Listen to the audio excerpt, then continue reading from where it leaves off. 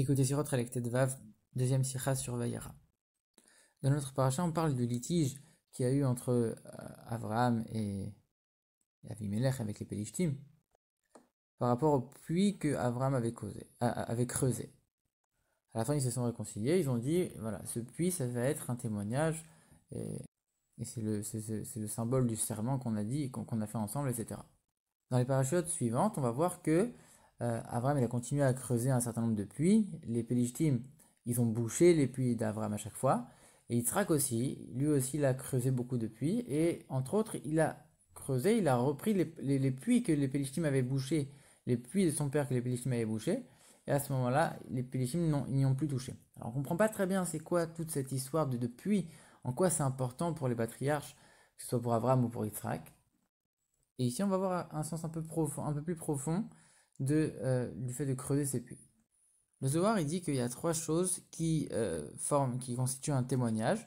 Et parmi ces trois choses, on a le puits d'Yitzhak. Alors, ce qui est étonnant, c'est que le puits d'Yitzhak, c'est le puits dont on parle dans notre paracha, et c'est le puits d'Abraham. Pourquoi le Zohar l'appelle le puits d'Yitzhak?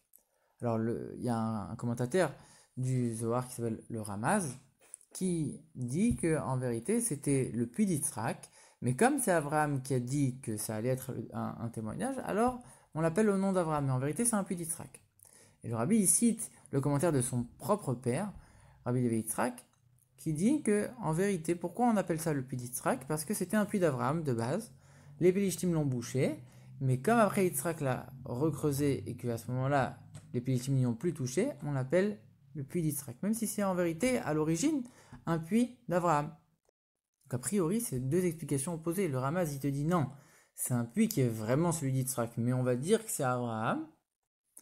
Alors que le père du rabbi, il dit non, en vérité, c'était un puits de Abraham. Mais comme Yitzhak, c'est lui qui l'a finalement repris, alors on va dire que c'est le puits d'Yitzhak, mais en vérité, c'est le puits d'Abraham. Donc deux explications opposées. Le rabbi pose la question, pourquoi mon père, il trouve pas nécessaire d'expliquer le commentaire qui existe déjà, celui du Ramaz, et il en donne un nouveau. Alors dans son commentaire, le Rabbi Levi Yitzhak fait référence à un certain Mahamar dans Torah Or, Parashat Toldot, et quand on regarde là-bas, à l'Admorazaken, il explique la différence entre Avraham et Yitzhak.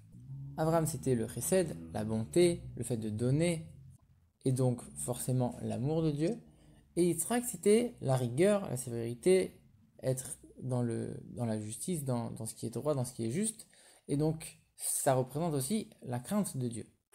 Donc chacun avait un caractère, une caractéristique particulière, et en vérité, c'est grâce à ça qu'on va répondre à la question pourquoi les puits d'Abraham ont été rebouchés et pas ceux d'Yitzhak. En vérité, les Pélishtim, le mot Pélishtim en hébreu, ça vient de la racine Mefoulash. Mefoulash, ça veut dire ouvert. Comme on voit dans le Mavoy et Mefoulash, la cour, l'impasse qui est ouverte dans les lois de Hérouv. Et donc, ça veut dire quoi qu'ils étaient ouverts? Ça veut dire ils avaient une certaine légèreté. En vérité, ça va aussi avec le chesed. On voit que les gens qui sont généreux, ils sont toujours ouverts. Ils ont cette mida d'être toujours ouverts aux autres, d'avoir cette capacité, ouvrir leur foyer, ouvrir leur cœur, etc. Ça, c'est le chesed. Mais d'un autre côté, l'ouverture, quand elle est axée sur les choses qui sont mauvaises, on est ouverte aux mauvaises paroles, ouverte aux mauvaises actions, ouvert aux choses qu'on n'est pas censé forcément entendre, ou aux choses qu'on ne doit pas forcément dire, alors à ce moment-là, on devient quelqu'un de léger, quelqu'un qui n'a pas forcément de limites dans le comportement de tous les jours. Alors que Yitzhak, lui, c'était la rigueur. Et la rigueur, ça n'a strictement rien à voir avec les Pélishtim. Donc, on sait que les forces du mal, elles n'attaquent les forces du bien que lorsque elles sont équivalentes. Ça veut dire que le côté du chesed du mal va attaquer le côté du chesed du bien, et le côté de la gvura du mal va attaquer le côté de la gvura dans le bien.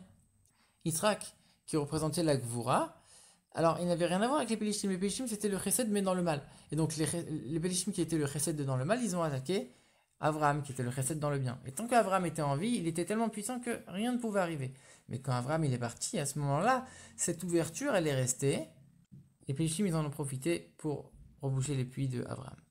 Par contre, Yitzhak, comme il représentait la Gvura, ils n'ont jamais pu reboucher quoi que ce soit de ce qu'il a creusé. Donc ici, en vérité, on n'est plus du tout en train de parler de creuser un puits matériellement, on est en train de parler d'une guerre spirituelle.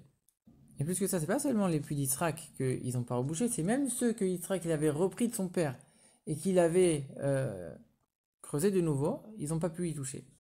Le Rabbi il explique que l'amour de Dieu, c'est vrai que c'est quelque chose de très haut, mais d'un autre côté, celui qui aime, alors il a une existence propre. C'est moi qui aime. C'est moi qui aime Dieu. On ressent beaucoup notre existence quand on aime quelque chose ou quelqu'un. Alors que celui qui craint quelque chose, il s'efface complètement devant ce qui est craint. Donc du coup, cette existence, même très fine, qui est laissée par l'amour de Dieu, et surtout donc du coup par toute la mida de Abraham, elle pouvait laisser place à quelque part une certaine emprise aux forces du mal. Alors que quand cet amour de Dieu, il est uni avec une crainte de Dieu, avec Yitzhak, et donc ça c'est le symbole du puits qui a été creusé par Abraham, mais on voit que ça n'a pas marché tout seul, l'amour de Dieu tout seul ça ne marche pas, on associe le fait que Yitzhak il va et il recreuse, et là il n'y a plus personne qui vient contester, ça veut dire que l'amour de Dieu ça ne suffit pas, il faut aussi avoir la crainte de Dieu, et à ce moment-là, la crainte de Dieu ça met des barrières qui sont infranchissables. Ça représente le fait d'être complètement soumis à Dieu, quoi qu'il arrive. Il n'y a plus aucune emprise pour les forces du mal. Et donc ici, on voit quoi? Que c'est vrai que les puits ont été creusés par Abraham, et c'est seulement que le fait qu'on ajoute le travail d'Yitzhak, ça verrouille quelque part le puits, ça le permet d'être tranquille. Mais on comprend que c'est essentiellement le puits de Abraham. Seulement, on a associé l'aide de Yitzhak, mais c'était un puits d'Abraham. Et donc on comprend pourquoi le père du rabbi, il a dit ça.